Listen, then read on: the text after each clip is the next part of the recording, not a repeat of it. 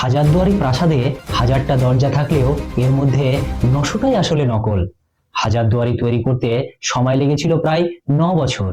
এই প্রাসাদের দেওয়ালে ঘেরা রহস্যের পেছনে কি সত্যি জড়িয়ে আছে কোনো চরম অভিশাপ? কিভাবে ইউরোপীয় প্রকৌশল আর ভারতীয় কারিগরদের দক্ষতায় তৈরি হয়েছিল 3 তলা বিশিষ্ট এই রাজপ্রাসাদ? হাজারদুয়ারি তৈরির আগে কি সত্যি নবাবী রাজত্বের কোনো গোপন সুড়ঙ্গ খোঁড়া হয়েছিল? মুর্শিদাবাদ তথা পুরো ভারতের অন্যতম ঐতিহাসিক আশ্চর্য এই হাজারদুয়ারি রাজপ্রাসাদ নিয়ে আমাদের আজকের এই ভিডিও। এই সেই হাজারদুয়ারি যা দেখতে আজও প্রতিদিন হাজার হাজার পর্যটক ভিড় জমায় ভাগীরথী নদীর তীরে। নবাবী আমলের এই স্থাপত্য আজও অবাক করে তোলে আধুনিক বিজ্ঞান ও ইতিহাসবিদদের। তাই আজকের এই ভিডিওটিতে আমরা চেষ্টা করব হাজারদুয়ারি প্রাসাদের সমস্ত রহস্যের সমাধান করার। শুরুতেই পিছিয়ে যায় আজ থেকে প্রায় 200 বছর আগে। তখন বাংলার নবাব নাজিম হুমায়ুন যার শাসনকাল। তৎকালীন বাংলায় ইংরেজদের প্রভাব বাড়লেও নবাবী শান ও শওকত তখনও দমে যায়নি। নবাব সিদ্ধান্ত নেন এমন এক রাজপ্রাসাদ তৈরি করার যা পুরো বিশ্বের কাছে বাংলার স্থাপত্য শৈলীর নতুন পরিচয় হয়ে দাঁড়াবে। সালটা 1829। ইউরোপীয় স্থাপত্যি ডানকান ম্যাকলিওডের নকশায় শুরু হয় এই বিশালাকার প্রাসাদ তৈরির কাজ। প্রায় 9 বছর ধরে অগণিত শ্রমিকের রক্ত এবং ঘামে 1837 সালে অবশেষে মাথা তুলে দাঁড়ায় এই ঐতিহাসিক রাজপ্রাসাদ। কিন্তু প্রশ্ন হচ্ছে, কেন এই রাজপ্রাসাদের নাম রাখা হয়েছিল হাজারদুয়ারি? কারণ প্রাসাদে রয়েছে 1000 দরজা। তবে সবচেয়ে অবাক করার বিষয় হলো এর মধ্যে মাত্র 100টি দরজাই আসল, আর বাকি 900টি দরজাই পুরোপুরি ভুয়ো বা নকল। দেওয়ালের ওপর এমন নিখুঁতভাবে এই নকল দরজাগুলি বানানো হয়েছিল যে দূর থেকে দেখলে বোঝার কোনো উপায় ছিল না।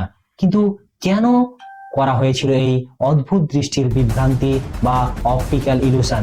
ইতিহাস বলে নিরাপত্তার কারণেই এটা করা হয়েছিল। যদি কোনো শত্রু বা ঘাতক রাজপ্রাসাদে ঢুকে নবাবকে আক্রমণ করতে চাইতো, তবে সে এই 900টি নকল দরজার গোলক ধাঁধায় হারিয়ে যেত। কোন দরজা দিয়ে পালানো যাবে আর কোনটা যে নিছক ফাঁদ, তা বুঝতে না বুঝতেই নবাবের রক্ষীরা ঘাতককে চারপাশ থেকে ঘিরে ফেলতো। তবে শুধু নকল দরজাই নয়, হাজারদুয়ারির ভেতরে লুকিয়ে রয়েছে আরো অনেক রহস্যময় কারসারি। এর মধ্যে অন্যতম হলো বিখ্যাত ভ্রম আয়না বা ম্যাজিক মিরর। এই আয়নাগুলোর সামনে গিয়ে দাঁড়ালে আপনি নিজের প্রতিফলন দেখতে পাবেন না, কিন্তু আপনার পেছনে বা পাশে থাকা মানুষটি আপনাকে পরিষ্কার দেখতে পাবে। তৎকালীন দরবারের রাজনীতিতে শত্রুদের ওপর নজর রাখতে এই আয়না ব্যবহার করা হতো। তাছাড়া জনমুখে শোনা যায় হাজারদুয়ারির নিচ দিয়ে নাকি ভাগীরথী নদী পার হয়ে নদীর ওপারে যাওয়ার একটা গোপন সুড়ঙ্গ ছিল। তবে নিরাপত্তার খাতিরে ইংরেজ আমলে সেই সুড়ঙ্গের মুখ চিরতরে বন্ধ করে দেওয়া হয়েছে।